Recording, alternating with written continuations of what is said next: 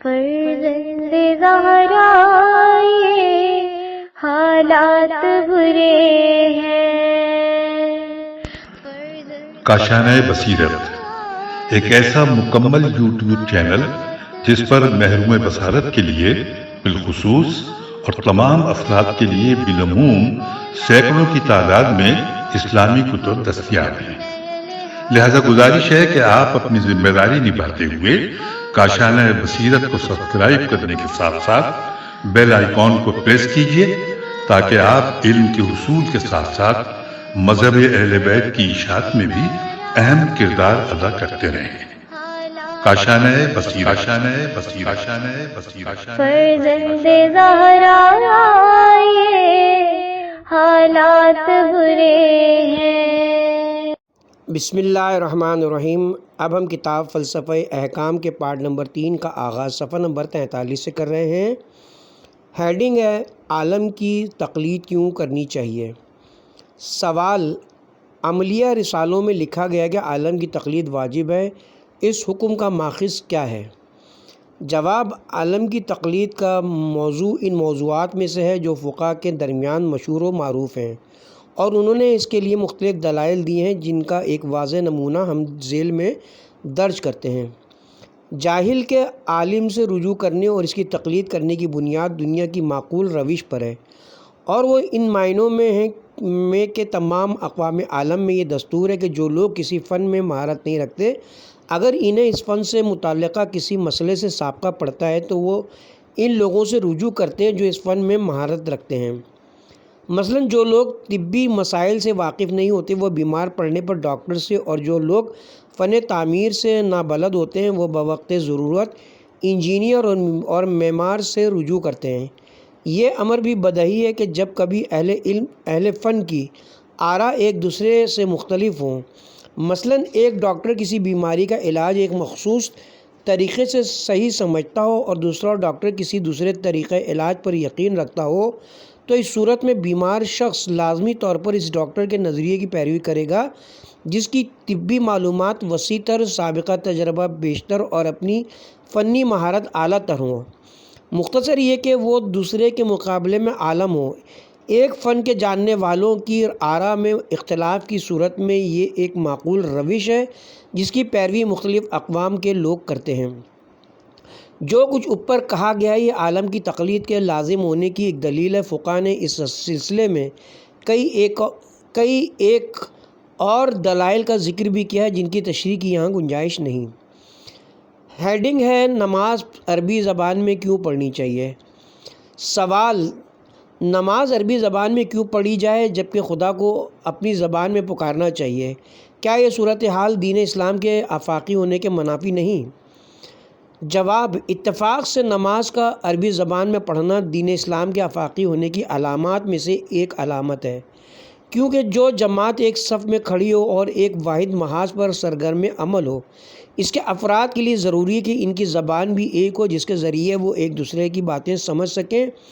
یعنی مادری اور مقامی زبان کے علاوہ ان کی ایک عمومی اور عالمگیر زبان بھی ہونی چاہیے، اور اس کے بغیر ایک جماعت کی وحدت یقینی طور پر مکمل نہیں ہو سکتی۔ دور حاضر میں ایک دانشوروں کا خیال ہے کہ جب تک ساری دنیا ایک مملکت کی شکل اختیار نہ کر لے، اہل عالم خوش بختی سے ہمکنار نہیں ہو سکتے۔ اس تجویز کو عملی جامہ پہنانے کے لیے انہوں نے منصوبے تیار کیے ہیں اور ان کے پروگرام کی ایک بین الاقوامی اور آفاقی زبان کو وجود میں لانا ہے۔ مختصر یہ کہ تمام مسلمانوں کا ایک زبان میں نماز پڑھنا ان کی وحدت کی علامت اور یگانگت کی نشانی ہے، اور اس بات کو ذہن میں رکھتے ہوئے کہ اہل فن کے اعتراف کے مطابق عربی زبان کی وسیع ترین اور جامع ترین زبانوں میں سے ہے، یہ حقیقت زیادہ واضح ہو جاتی کہ مسلمانوں کے تمام فرقے اسے بین الاقوامی زبان کی حیثیت سے تسلیم کر سکتے ہیں اور اس نے تفاہم اور اسلامی یگانگت کے حصول کی خاطر اس سے استفادہ کر سکتے ہیں۔ علاوہ ازیں نماز کا ایک معین صورت میں ادا کرنا اسے قطع و برید، تحریف، خرافات کی آمیزش اور بے بنیاد مطالب سے محفوظ رکھتا ہے، یعنی ایسے مطالب جو اس کا دوسری زبانوں میں ترجمہ کرتے وقت ناواقف افراد کی مداخلت کی وجہ سے رونما ہوتے ہیں، اور اس ذریعے سے اس اسلامی عبادت کی روح بالکل محفوظ ہوتی ہے۔ لہذا ہر مسلمان کے لیے انتہائی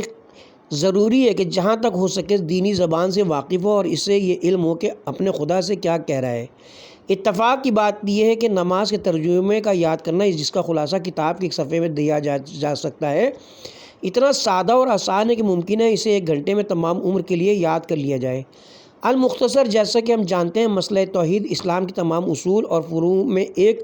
بنیادی چیز شمار ہوتا ہے، اور قبلہ واحد کی جانب منہ کر کے مقررہ اوقات میں ایک مخصوص زبان میں نماز ادا کرنا اس وحدت کا ایک نمونہ ہے۔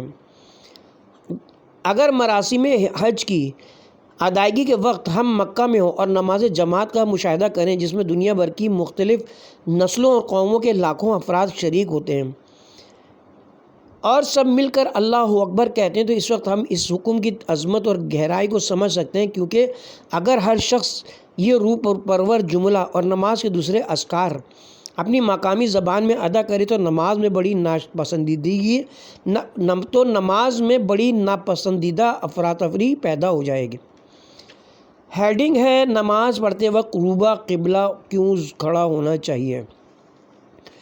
سوال: نماز پڑھتے وقت روبہ قبلہ کھڑا ہونا کیوں ضروری ہے جبکہ خدا ہر جگہ ہے اور کوئی مخصوص سمت نہیں رکھتا؟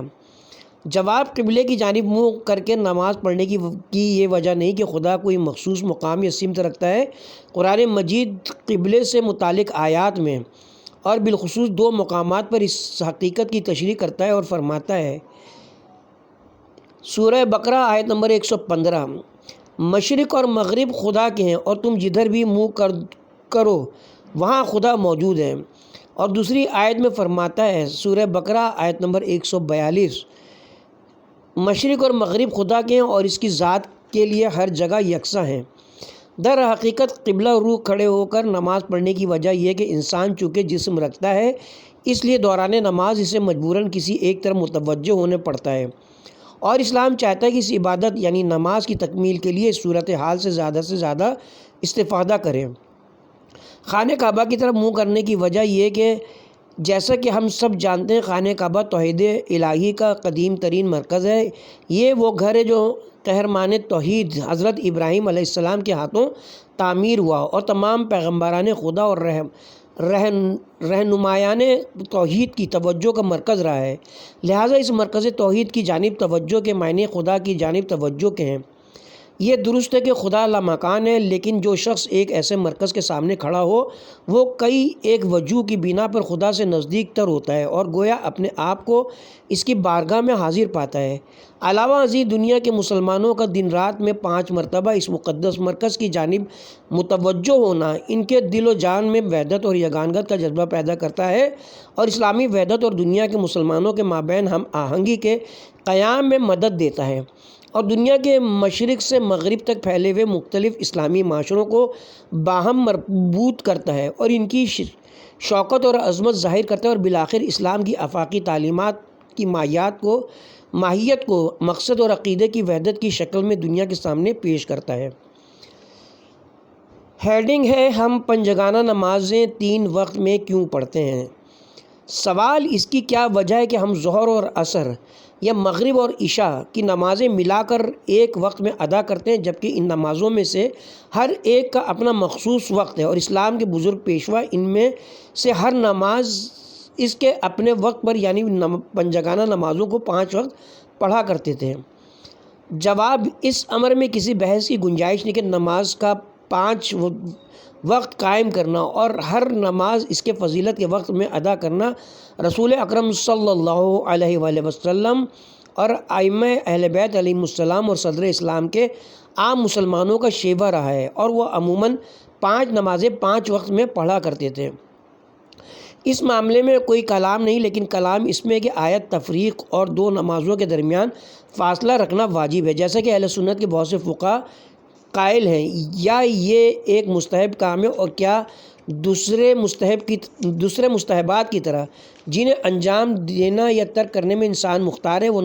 وہ نمازیں بھی ملا کر یا علیحدہ پڑھنے پر مجبور نہیں، خواہ ان کا علیحدہ پڑھنا ہی بہتر ہی کیوں نہ ہو۔ شیعہ علماء نے ان احادیث کی پیروی کرتے ہوئے جن سے رسول اکرم صلی اللہ علیہ وسلم کے عمل کا پتہ چلتا ہے، اور ان روایات کو مد نظر رکھتے ہوئے جو ائمہ اہل بیت علیہم السلام سے ہم تک پہنچی ہیں اور آیات قرآنی کے ظواہر پر عمل پیرا ہوتے ہوئے تمام اسلامی ادوار میں نمازوں کے درمیان تفریق کو مستحب سمجھا ہے، اور لوگوں کو بتایا ہے کہ نمازوں کے درمیان فاصلہ رکھنا اور ہر نماز اس کے فضیلت کے وقت میں ادا کرنا مستحب اور افضل ہے، لیکن اس کے باوجود اس مستحب کو ترک کیا جا سکتا ہے، اور مستحب کے معنی بھی یہی ہیں۔ بلا شبہ دو نمازوں کو ملا کر پڑھنے کے یہ معنی نہیں کہ ہم ان میں سے ایک نماز کو دوسری کے وقت میں پڑھتے ہیں۔ مثلا اگر ہم مغرب اور عشاء کی نماز رات کے پہلے حصے میں پڑھیں تو اس کا یہ مطلب نہیں کہ ہم عشاء اس کے صحیح وقت کے علاوہ کسی وقت میں بجا لائے ہیں، بلکہ ہم نے دونوں نمازیں ان کے مشترکہ وقت میں پڑھی ہیں، کیونکہ مغرب کے آغاز سے آدھی رات تک دونوں نمازوں کا وقت شروع ہو جاتا ہے، بجز اس کے کہ مغرب کی ابتدا سے اندازاً 3 رکعتیں پڑھنے کا وقت نماز مغرب کے لیے اور آخر سے اندازاً 4 رکعت پڑھنے کا وقت نماز عشاء کے لیے مخصوص ہے، اور باقی ماندہ وقت دونوں نمازوں کے مابین مشترک ہے، اور ہم جب بھی عشاء کو نماز کے اور ہم جب بھی عشاء کو مغرب کے ساتھ ملا کر یعنی اول شب میں یا مغرب کو آخر وقت میں نماز عشاء کے ساتھ ملا کر پڑھیں ہیں، دونوں نمازیں ان کے اپنے وقت میں ادا کرتے ہیں، لیکن مستحب یہ ہے کہ نمازی مغرب کو رات پڑھتے ہی اور نماز عشاء کو زوال شفق کے بعد بجا لائے، اور اگر کوئی شخص اس شرط کی رعایت نہ کرے تو وہ فقط ایک مستحب کو ترک کرتا ہے۔ ہیڈنگ ہے دو نمازیں ملا کر پڑھنا کیوں جائز ہے؟ دو نمازوں کو ملا کر پڑھنے کے جواز کے لیے ہماری دلیل اور گواہ وہ حدیثیں ہیں جو امام جعفر صادق علیہ السلام سے نقل کی گئی ہیں اور جنہیں مرحوم شیخ عاملی نے اپنی کتاب میں جمع کیا ہے۔ کتاب وسائل الشیعہ، کتاب صلاۃ کے نمازوں کے وقت سے متعلق ابواب، باب نمبر 32 اور 33۔ تاہم یہ بات بھی مد نظر رکھنی چاہیے کہ فقط شیعہ محدثین نے ہی یہ احادیث نقل نہیں کی، بلکہ اہل سنت کے محدثین نے بھی نمازوں کو ملا کر پڑھنے کے جواز کے بارے میں، حتیٰ کہ ایسے مواقع پر جب کوئی عذر بھی درپیش نہ ہو، رسول اکرم سے روایت نقل کی ہیں، اور اپنی معتبر کتابوں میں ابن عباس، معاذ بن جبل، عبداللہ بن مسعود اور عبداللہ بن عمر سے مروی تقریباً 10 ایسی روایات کا ذکر کیا ہے جن کی تمام جزیات نقل کرنے کی گنجائش اس کتاب میں نہیں ہے، اور ہم ان میں سے فقط چند ایک کا ذکر کرنے پر اکتفا کرتے ہیں۔ نمبر 1، دنیا اہل سنت کے معروف محدث احمد بن حنبل اپنی مشہور کتاب میں ابن عباس سے نقل کرتے ہیں، یعنی رسول اکرم صلی اللہ علیہ وسلم ظہر اور عصر کی نمازیں اور اسی طرح مغرب اور عشاء دشمن کے خوف یا سفر جیسے عذر کے بغیر باہم ملا کر بجا لائے۔ کتاب کا حوالہ مسند احمد بن حنبل جلد نمبر 1 صفحہ نمبر 221۔ نمبر 2، پھر یہی محدث جابر بن زید کے ذریعے ابن عباس سے نقل کرتے ہیں کہ میں رسول اکرم کے ساتھ نماز ظہر و عصر کی 8 رکعتیں اور نماز مغرب و عشاء کی 7 رکعتیں ملا کر بجا لایا ہوں، اور یہ حدیث ابن عباس سے مختلف عبارتوں میں نقل کی گئی ہے۔ نمبر 3، اس کے علاوہ وہ اپنی کتاب میں عبداللہ شقیق سے نقل کرتے ہیں کہ ایک دن ابن عباس لوگوں کے سامنے خطبہ دے رہے تھے اور ان کی تقریر نے اتنا طول کھینچا کہ ستارے آسمان پر نمودار ہو گئے، یعنی بنی تمیم کے ایک شخص نے اٹھ کر اعتراض کے طور پر کہا الصلاۃ الصلاۃ، یعنی اب نماز مغرب کا وقت ہے اور اگر تقریر جاری رہی تو اس کا وقت ختم ہو جائے گا۔ ابن عباس نے اس شخص سے کہا میں رسول اکرم صلی اللہ علیہ وسلم کی سنت اور روش سے تم سے زیادہ واقف ہوں، میں نے دیکھ رکھا ہے کہ حضرت نے ظہر اور عصر کی نماز اور اسی طرح مغرب اور عشاء کی نمازیں ملا کر پڑھی ہیں۔ راوی کہتا ہے کہ مجھے اس بارے میں شک ہوا اور میں نے اس معاملے کا ذکر ابو ہریرہ سے کیا، اس نے ابن عباس کے قول کی تصدیق کی۔ کتاب کا حوالہ مسند احمد بن حنبل جلد نمبر 1 صفحہ نمبر 251۔ کتاب موطا مالک کے شارح زرقانی نے اپنی شرح میں اس سے ملتا جلتا مضمون جلد نمبر 1 صفحہ نمبر 263 پر درج کیا ہے۔ نمبر 4، مشہور محدث مسلم بن الحج قشری متوفی 261 ہجری قمری نے اپنی صحیح میں جمع نماز در حضر میں نمازوں کا ملا کر پڑھانا کے عنوان سے ایک باب قائم کیا ہے، جس میں اس موضوع پر 4 روایتیں نقل کی ہیں، جن میں سے متن ابن عباس پر اور ایک معاذ بن جبل پر ختم ہوتی ہے۔ کتاب کا حوالہ صحیح مسلم جلد نمبر 2 صفحہ نمبر 151۔ ان 4 حدیثوں کا مضمون بھی جو کچھ اوپر نقل کیا گیا ہے اس کے مطابق ہے، اور ان روایات میں ایک نئے نقطے کی جانب بھی اشارہ کیا گیا ہے، اور وہ یہ کہ جب راوی ان نمازوں کو ملا کر پڑھنے کی وجہ پوچھتا ہے تو وہ جواب میں کہتے ہیں کہ آپ اپنی امت کو زحمت اور مشقت میں ڈالنا نہیں چاہتے تھے۔ یہ وجہ شیعہ روایات میں بھی وارد ہوئی ہے، اور اس باب میں جو روایات امام صادق علیہ السلام سے نقل کی گئی ہیں ان میں بھی یہ نقطہ موجود ہے۔ کتاب کا حوالہ وسائل الشیعہ کتاب الصلاۃ ابواب وقت باب نمبر 32 احادیث نمبر 2، 3، 4 اور 7۔ اس مسئلے یعنی 2 نمازیں ملا کر پڑھنے کے راوی ابن عباس اور معاذ تک محدود نہیں ہیں۔ طبرانی عبداللہ بن مسعود سے روایت کرتے ہیں کہ رسول اکرم صلی اللہ علیہ وسلم نے ظہر اور عصر کو اور نماز مغرب و عشاء کو اس لیے اکٹھا کر دیا تاکہ آپ کی امت کو تکلیف نہ اٹھانی پڑے۔ کتاب کا حوالہ شرح معطا زرقانی صفحہ نمبر 263۔ اور بالکل یہی مطلب عبداللہ بن زبیر سے بھی نقل ہوا ہے۔ وہ بیان کرتے ہیں کہ رسول اکرم نے اس حالت میں جب آپ سفر میں نہ تھے 2 نمازوں کو اکٹھا ادا کیا تاکہ آپ کی امت کو مشقت نہ اٹھانی پڑے۔ کتاب کا حوالہ کنز الاعمال صفحہ نمبر 242۔ یہ ان احادیث میں سے چند ایک ہیں جنہیں اہل سنت کے محدثین نے اپنی حدیث اور تفسیر کی کتابوں میں نقل کیا ہے، اور سبھی اس امر پر دلالت کرتی ہیں کہ نمازوں کو الگ الگ پڑھنا مستحب ہے، اور اگر ہم کسی وقت یہ محسوس کریں کہ اس مستحب کی رعایت کرنے سے خود فریضے کی ادائیگی پر زد پڑتی ہے تو خود رسول اکرم کی ہدایات کے مطابق ہم اسے ترک کر سکتے ہیں، یعنی دونوں نمازیں ملا کر پڑھ سکتے ہیں۔ دور حاضر میں بہت سے خطوں میں طرز زندگی کچھ یوں ترتیب پا گئی ہے کہ اس امر مستحب کی رعایت کرنا تکلیف کا موجب بن گیا ہے، اور اکثر اس کا نتیجہ یہ ہوتا ہے کہ کچھ لوگ خود نماز کی ادائیگی سے پہلو تہی کرنے لگتے ہیں۔ اس موقع پر رسول اکرم کی رہنمائی سے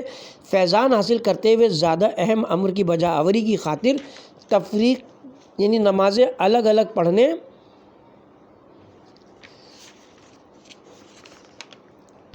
کے مسئلے کو ترک کیا جا سکتا ہے۔ اہل سنت کے بہت سے فقہا کا نظریہ اب بھی یہی ہے، لیکن بعض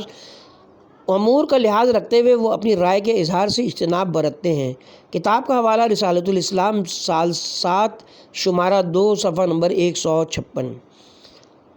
ہیڈنگ ہے نماز انسان کو گناہ سے کیوں کر باز رکھتی ہے۔ سوال قرآن مجید کے نقطۂ نظر سے نماز کے اثرات میں سے ایک یہ ہے کہ وہ انسان کو برے اور ناجائز کاموں کے ارتکاب سے باز رکھتی ہے، کیونکہ ارشاد ہوا ہے کہ نماز قائم کرو، کیونکہ نماز انسان کو برے اور ناجائز کام کرنے سے روکتی ہے۔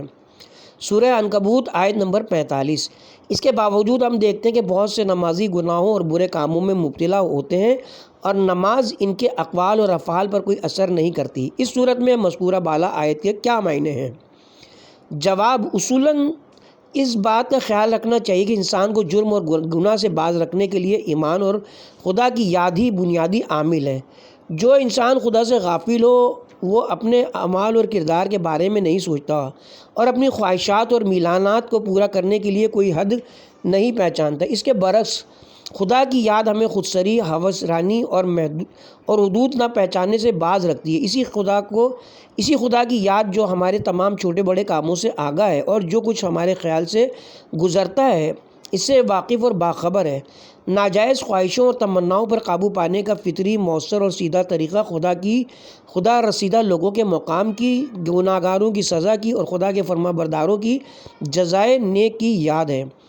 قرآن مجید مردان حق کا تعارف ان الفاظ میں کراتا ہے۔ سورہ نور آیت نمبر 37۔ وہ لوگ جنہیں تجارت اور لین دین خدا کی یاد سے باز نہیں رکھتا ہے۔ اس میں کوئی کلام نہیں کہ خدا سے غافل اور بے خبر رہنا عقل کی تاریکی اور ضمیر کے نور کے مدھم ہو جانے کا موجب ہے۔ امیر المومنین امام علی علیہ السلام نے خدا کی یاد کو خاص اہمیت دی ہے، اور اس سلسلے میں یوں فرماتے ہیں: خدا تعالیٰ نے اپنی یاد کو بندوں کے دلوں کے لیے سیکل اور روشنی قرار دیا ہے، جس کی تابانی سے ان کے کان سننے لگتے ہیں اور آنکھیں دیکھنے لگتی ہیں، اور وہ دشمنی اور فساد کو چھوڑ کر فرما بردار ہو جاتے ہیں۔ نہج البلاغہ الصحب الصالح خطبہ نمبر 222، نسخہ ترجمہ مفتی جعفر حسین مرحوم، خطبہ نمبر 219۔ امام علی علیہ السلام نے ان جملوں میں غفلت کو دلوں کے لیے ایک قسم کا بہرا پن اور اندھا پن قرار دیا، جو انسان کی حق و حقیقت سے سرکشی، لڑائی جھگڑے اور دشمنی کا باعث بنتی ہے۔ اس کے مقابلے میں آپ خدا کی یاد کو دل کی شنوائی اور روشنی کا سرمایہ گردانتے ہیں، جو سرکش خواہشات کو قابو میں لاتی ہے اور انسان کو حقیقت کے خلاف نبرد آزما ہونے سے باز رکھتی ہے۔ جو کچھ اوپر بیان کیا گیا ہے، اس کی بنا پر جو شخص خدا سے اور اس کی جزا اور سزا سے غافل ہو، وہ ایک ایسے اندھے اور بہرے انسان کی مانند ہے جو ایک سرکش گھوڑے پر سوار ہو۔ بلا شبہ وہ گھوڑا اسے پتھروں پر پٹکے گا اور ایک گھاٹی کے درمیان لڑکھڑا دے گا، لیکن جو افراد بیدار اور یاد رکھنے والے دلوں کے مالک ہیں، وہ اپنے اعمال کے رد عمل کا نزدیک سے مشاہدہ کرتے ہیں، سچی بات پوری توجہ سے سنتے ہیں اور سرکش نفس کو خدا کی یاد کے ذریعے قابو میں رکھتے ہیں۔ امام باقر علیہ السلام ان امور کے سلسلے میں جن کی وہ ایک دوست کو نصیحت کرتے ہیں، یوں ارشاد فرماتے ہیں: خدا کو ہمیشہ یاد کرتے رہو، کیونکہ خدا کی یاد انسان اور ناجائز کام کے لیے ارتکاب کے درمیان ایک رکاوٹ بن کر حائل ہو جاتی ہے۔ کتاب کا حوالہ بحر الانوار جلد نمبر 1 صفحہ نمبر 486۔ ازبغ بن نباتہ کہتے ہیں کہ امیر المومنین علیہ السلام نے فرمایا، دو مواقع پر خدا کو یاد کرو، ایک تو مصیبت کے وقت اور دوسرا اس وقت جب تو کسی گناہ صغیرہ سے دوچار ہو، اور گناہ سے دوچار ہونے کے موقع پر خدا کو یاد کرنا زیادہ اہم ہے، کیونکہ اس کی یاد انسان اور گناہ کے درمیان حائل ہو جاتی ہے۔ ظاہر ہے کہ یاد خدا کے بھی درجے ہیں اور وہ ہر صورت میں یکساں ہرگز نہیں ہوتی۔ بعض اوقات وہ ایسے مرحلے پر پہنچ جاتی ہے کہ ہر قسم کے گناہ کے مقابلے میں انسان کا بیمہ کر دیتی ہے اور اس سے گناہ کا ارتکاب فطری طور پر محال ہو جاتا ہے۔ یہ وہ افراد ہیں جو خدا کی یاد کی زوریزی میں پرسکون قلوب، بیدار دل، روشن آنکھیں، سننے والے کان اور فرما بردار نفوس رکھتے ہیں۔ بہت سے لوگوں میں خدا کی یاد متوسط درجے کی ہوتی ہے، لیکن مثلاً کچھ لوگ ایسے بھی ہوتے ہیں جو اگرچہ کچھ گناہوں میں آلودہ ہو جاتے ہیں، لیکن کسی صورت میں بھی اس بات پر آمادہ نہیں ہوتے کہ دوسروں کا خون بہائیں، کسی یتیم کا مال کھائیں یا کسی کی آبرو پر ہاتھ ڈالیں، کیونکہ وہ جانتے ہیں کہ ان گناہوں کے لیے خدا کی مقرر کردہ سزائیں بے حد سخت اور کڑی ہیں، اور ان کا ضمیر ان گناہوں کا مقابلہ کرتا ہے۔ بعض اوقات خدا کی یاد اتنی کمزور اور دھندلی ہوتی ہے کہ وہ فقط ترک معاصی کی بنیاد کی صورت میں ظاہر ہوتی ہے۔ اکثر زیادہ طاقتور عوامل اس بنیاد کے اثر کو زائل کر دیتے ہیں، لیکن جب خدا کی یاد پر اس کے ضعیف اور نام نہاد علت ناقص ہوتے ہوئے ریاضت کی جائے تو وہ انسان کو بہت سے گناہوں سے باز رکھ سکتی ہے۔ ہیڈنگ ہے: نماز خدا کی یاد کا وسیلہ ہے۔ نماز کے اسرار میں سے ایک یہ ہے کہ وہ انسان کو خدا کی یاد کی راہ پر ڈال دیتی ہے، اور خود قرآن مجید بھی اس چیز کو نماز کے مقاصد میں سے ایک مقصد قرار دیتا ہے، جیسا کہ ارشاد ہوتا ہے: نماز کو میری یاد کے لیے قائم کرو، سورہ طٰہٰ آیت نمبر 14۔ ظاہر ہے چونکہ نماز عبادت ہے اور اسے قربت کے مقصد سے اور خدا کی خاطر انجام دینا ضروری ہے، لہٰذا یہ قدرتی طور پر خدا کی یاد کا موجب ہوگی۔ علاوہ ازیں نماز پڑھنے والا اپنی زبان پر ایسے اذکار اور جملے جاری کرتا ہے جو تمام کے تمام خدا کی جانب توجہ کا باعث اور اس کی یاد کا سرچشمہ ہے۔ مثلاً سورہ حمد، جسے ہم نماز کی حالت میں پڑھتے ہیں، خدا کی تعریف اور اس کی صفات اور افعال اور اس کے بعد اس کی بارگاہ اقدس میں بندوں کی مختلف گزارشات پر مشتمل ہے، اور یہی صورت نماز کے دوسرے اذکار کی ہے۔ نماز ہماری روح میں جو اثر چھوڑتی ہے وہ ایمان کی روح کی تقویت اور خدا کی جانب توجہ ہی ہے، اور یہ توجہ جیسا کہ ہم پہلے کہہ چکے ہیں کئی ایک درجے رکھتی ہے۔ جو لوگ بہت سے گناہوں کے ارتکاب کی پرواہ نہیں کرتے، ان کے بارے میں ترک معاصی کی نسبت سے خدا کی یاد علت تامہ نہیں بلکہ اس کی صورت فقط ایک بنیاد کی ہے۔ دوسرے الفاظ میں یہ فرمانے سے کہ نماز انسان کو گناہوں سے باز رکھتی ہے، قرآن مجید کا یہ مقصد نہیں کہ نماز پڑھنے والا تمام گناہوں کے مقابلے میں معصوم ہو جاتا ہے، بلکہ مراد یہ کہ نماز خدا کی یاد کا موجب اور مقام ربوبیت کی طرف توجہ کا سبب بنتی ہے، اور اس قسم کی توجہ کا فطری اثر یہ ہے کہ یہ انسان میں اطاعت کی روح اور ترک معاصی کی بنیاد پیدا کر دیتی ہے، لیکن ساتھ ہی ساتھ اس بات کا بھی کافی امکان ہے کہ خدا کی جانب توجہ کے کمزور ہونے کی بنا پر زیادہ طاقتور عوامل اس کا اثر زائل کر دیں۔ کتاب کا حوالہ تفسیر المیزان، علامہ محمد حسین طباطبائی، جلد نمبر 16 صفحہ نمبر 141۔ اس بحث کا خلاصہ یہ کہ اگر نماز ہو تو ہر شخص میں گناہ کا مقابلہ کرنے کی تاثیر چھوڑتی ہے، کبھی یہ تاثیر بہت طاقتور اور کبھی کمزور ہوتی ہے، اور گناہوں کے فرق اور نمازوں کے فرق کی بنا پر اس میں تبدیلی ہوتی رہتی ہے۔ نماز جتنی زیادہ باروح اور کامل ہو، اتنا ہی اس کا تربیت دینے اور گناہوں سے باز رکھنے کا اثر زیادہ قوی ہوتا ہے۔ علاوہ ازیں نمازی افراد کو بہت سے گناہوں سے عملاً باز رکھتی ہے، اور اس کے ساتھ ساتھ دوسرے گناہوں کو ترک کرنے کے لیے بھی میدان ہموار کرتی ہے، کیونکہ نمازی کے لیے اس کے سوا کوئی چارہ نہیں کہ وہ اپنی نماز کی صحت اور قبولیت کے لیے بہت سے گناہوں سے اجتناب برتے۔ مثلاً نماز کی شرائط میں سے ایک یہ کہ جو وسائل نماز کی ادائیگی اور اس کی تیاری کے سلسلے میں استعمال کیے جائیں وہ سب شرعاً جائز اور مباح ہوں۔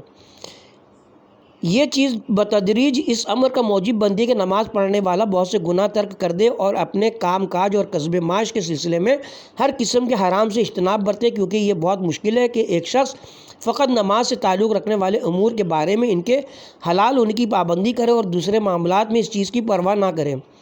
جو کچھ اوپر کہا گیا اس کی گواہی اس بات سے ملتی ہے کہ جو لوگ نماز نہیں پڑھتے وہ اس فریضے کے ترک کرنے کے نتیجے میں بہت سے دوسرے فرائض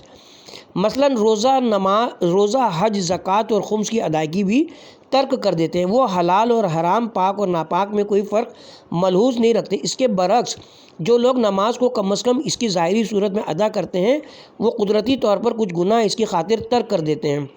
اور جو لوگ اس فریضے کو زیادہ کامل شکل میں انجام دیتے ہیں وہ تو بیشتر یا تمام گناہ ترک کر دیتے ہیں۔ المختصر نماز پڑھنے والے تمام لوگوں پر ایک قسم کا تربیتی اثر چھوڑتی ہے، خواہ یہ اثر طاقتور اور جامع ہو یا کمزور اور دھندلا، اور اس کا انحصار نماز کی ادائیگی اور اس کے آداب اور روح کی کیفیت پر ہے۔ کتاب کا حوالہ تفسیر المیزان، جلد نمبر 16 صفحہ نمبر 141۔ صفحہ نمبر 61، ہیڈنگ ہے نماز آیات کا کیا مقصد ہے؟ سوال، سورج گرہن یا چاند گرہن کے موقع پر نماز آیات کیوں بجا لانی چاہیے؟ اور اسی طرح جب زلزلہ آئے یا ہولناک آندھی چلے یا بجلی کڑکے یا آسمان سے ہیبت ناک آوازیں سنائی دیں تو نماز آیات کا ادا کرنا کیوں ضروری ہے؟ جواب، سورج گرہن اور چاند گرہن کے وقت نماز آیات پڑھنے کا حکم دو خاص نقطوں کا حامل ہے۔ نمبر 1، بالعموم سورج، چاند اور نظام شمسی انسانوں کی نظر میں ایک تعجب انگیز نظام کے داراں ہیں۔ سورج اپنی سنہری کرنوں کے ذریعے تمام جانداروں اور نباتات کو نشو و نما بخشتا ہے۔ چاند اپنی منظم اور دقیق گردش کے ذریعے وقت کے سفر کو ماپتا ہے اور اپنی روح پہلی کرنوں کے ساتھ رات کی تاریکی کو گھٹا کر زمین کو ہمارے لیے منور کر دیتا ہے۔ ان عظیم اور حیرت انگیز آثار نے آزمونہ گزشتہ میں ظاہر بین لوگوں کو متاثر کیا اور ان کے نزدیک اور ان کے ذہنوں میں یہ تصور پیدا کیا کہ چونکہ ظاہری طور پر یہ سورج اور چاند جانداروں، نباتات چونکہ ظاہراً طور پر یہ سورج اور چاند جانداروں، نباتات اور جمادات پر پوری شان و شوکت کے ساتھ اختیار رکھتے ہیں، اس لیے یہ انسانوں کی تقدیر پر بھی اثر انداز ہوتے ہیں اور ان کے معبود اور خالق ہیں۔ یوں سورج اور چاند کی پرستش ہونے لگی اور بہت سے لوگ ان اجرام نورانی کی خدائی کے معتقد ہو گئے اور سورج اور چاند کو خدا کا مقام دے دیا جو تمام عالم ہستی کا حاکم مطلق ہے۔ حضرت ابراہیم علیہ السلام نے اس گروہ کے عقیدے پر جو سب سے زیادہ قاری ضرب لگائی وہ یہ تھی کہ آپ نے ان قروں کے دنیا کے تمام نظام اور قوانین کے تابع ہونے کا اعلان کیا۔ سورہ انعام آیت نمبر 76 تا 78۔ اور ان درخشندہ اجرام کے غروب اور نظروں سے غائب ہونے کو ان کی محکومیت کا گواہ ٹھہرایا۔ اس کی وجہ یہ کہ ان اجرام فلکی کا غروب ہونا ان کی محدودیت کی سب سے بڑی نشانی ہے، اور اگر کوئی محکوم اور محدود چیز خود دوسرے کے قبضے میں ہو اور بجائے خود عرصہ کائنات پر روشنی پھیلانے کا اختیار تک نہ رکھتی ہو، تو یہ بات اس کے خدا نہ ہونے پر گواہی دیتی ہے اور اس کے مخلوق ہونے کی دلیل ہے۔ سورج اور چاند کو گرہن لگنا، کسوف اور خسوف بھی ان چیزوں کے مخلوق ہونے اور خالق کائنات کے مقابلے میں محدود ہونے کی ایک اور نشانی ہے، اور اس سے پتہ چلتا ہے کہ یہ چیزیں بجائے خود دوسری موجودات کو اپنے نور سے فیضیاب کرنے کا رتی بھر اختیار نہیں رکھتی۔ یہی وجہ ہے کہ بعض اوقات کوئی دوسری چیز ان کے سامنے آ کھڑی ہوتی ہے اور انہیں اپنا کام انجام دینے سے روک دیتی ہے۔ لہٰذا سورج اور چاند کو گرہن لگنا ان کے مخلوق ہونے اور قادر مطلق کے مقابلے میں محدود ہونے کی بہترین دلیل ہے۔ جب ہم سورج گرہن اور چاند گرہن کے حادثے سے دوچار ہوں، ایک ایسا حادثہ جو ہمیں یہ بتاتا ہے کہ یہ اجرام فلکی ایک قوی اور غالب ارادے کے محکوم ہے، ایک ایسا حادثہ جو ہمارے دلوں میں اس خالق حقیقی کے بارے میں ایمان اور اعتراف پیدا کرتا ہے، جس کے قبضے قدرت میں سورج اور چاند سمیت ساری کائنات ہے، تو ہمارے لیے مناسب اور ضروری کہ اس وقت اپنے دلی ایمان کو عمل کے سانچے میں ڈھالے اور نماز آیات پڑھ کر اور اپنی پیشانی پروردگار عالم کے آستانے قدسی پر رکھ کر اپنے باطنی عقیدے اور اعتراف کا اظہار کریں۔ چنانچہ جب حضرت ابراہیم علیہ السلام ان درخشندہ اجرام فلکی کے غروب ہونے پر اسی نتیجے پر پہنچے جو ہم نے سورج گرہن اور چاند گرہن سے نکالا ہے، تو آپ نے فوراً فرمایا، میں نے اپنا منہ اس کی طرف پھیرا ہے جس نے آسمان اور زمین پیدا کیے ہیں، میں اسے خلوص سے یاد کرتا ہوں اور میں مشرکوں میں سے نہیں ہوں۔ سورہ انعام آیت نمبر 80۔ نمبر 2، علاوہ ازیں ان صورتوں میں جب کہ آسمان میں نئی اور بعض اوقات وحشت ناک اور غیر معمولی کیفیات رونما ہوں، اگر اکثر لوگ کئی ایک توہم پرستانہ امور میں پناہ ڈھونڈتے ہیں اور ان اعمال کو اس حادثے کے رفع کرنے کے لیے مؤثر خیال کرتے ہیں، اسلام نے سورج گرہن اور چاند گرہن کے وقت نماز آیات کا پڑھنے کا واجب قرار دے کر لوگوں کو اوہام اور خرافات کی جانب متوجہ ہونے سے باز رکھا ہے اور ان کی عقلوں اور سوچ بچار کو اس نقطے کی طرف متوجہ کیا ہے جو کائنات کے تمام حوادث کا سرچشمہ ہے۔ اس کے علاوہ یہ نماز انسان کو ان وحشت ناک حوادث کے مقابلے میں اطمینان اور دلی سکون بخشتی ہے۔ اس کے ساتھ ہی اب ہم یہاں پہ کتاب کے پارٹ نمبر 3 کا اختتام کرتے ہیں اور کتاب کے پارٹ نمبر 4 کا آغاز صفحہ نمبر 65 سے کریں گے۔ ہیڈنگ ہوگی، عورت کو نماز کی حالت میں اپنا بدن کیوں ڈھانپنا چاہیے۔